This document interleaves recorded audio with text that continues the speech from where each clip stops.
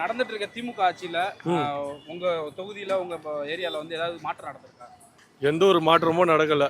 ஏகப்பட்ட தேர்தல் அறிக்கை கொடுத்தாங்க திமுக ஆட்சியில. ஒரு தேர்தல் அறிக்கையும் நிறைவேற்றல. மகளிருக்கு 1000 ரூபாய் கொடுக்குறேன்னாங்க. அந்த 1000 ரூபாய் எல்லாருக்குமே வரவே இல்லை. அதுக்கப்புறம் மாணவர் கல்வி கடன் ரத்துன்னாங்க. அந்த மாணவர் கல்வி கடனும் ரத்து பண்ணல. அதுக்கப்புறம் வந்து நிறைய திட்டங்கள் சொல்லியிருக்கு. இளைஞருக்கு வேலை வாய்ப்பு கொடுக்குறேன்னாங்க. அப்புறம் வந்து வீட்டுக்கு ஒருத்தருக்கு அரசு வேலைன்னு சொல்லி சொன்னாங்க. அதுவும் பண்ணல. நீட் தேர்வு ரத்துன்னாங்க.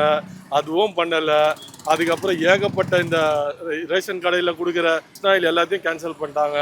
கோதுமை நிறைய பேருக்கு வர்றதே இல்லை. அது எல்லாமே கேன்சல் பண்ணிட்டாங்க. அதனால அடுத்தது வந்து மக்கள் வந்து எதிர்பார்க்கிறாங்க, நம்ம எடப்பாடியாரோட ஆட்சி தான் வரணும்னு சொல்லி எதிர்பார்க்குறாங்க.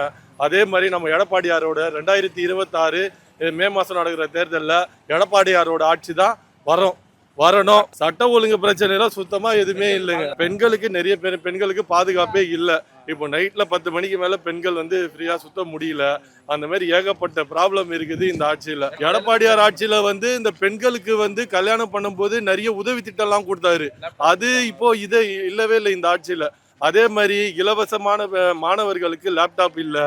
அதே மாதிரி 2021 அப்புறம் வந்து எந்த ஒரு மாணவர்களுக்கும் பயன்பெற மாதிரி எந்த ஒரு திட்டமும் இல்லை. இந்த ஆட்சியில வந்து வெறும் வார்த்தையா தான் சொல்லியிருக்கிறாங்களே தவிர வாக்குறுதி எதுவுமே நிறைவேற்றினது இல்லை. அதனால ஆட்சி மாற்றம் வந்து நம்ம மக்கள் வந்து கண்டிப்பா வரவேற்கணும்.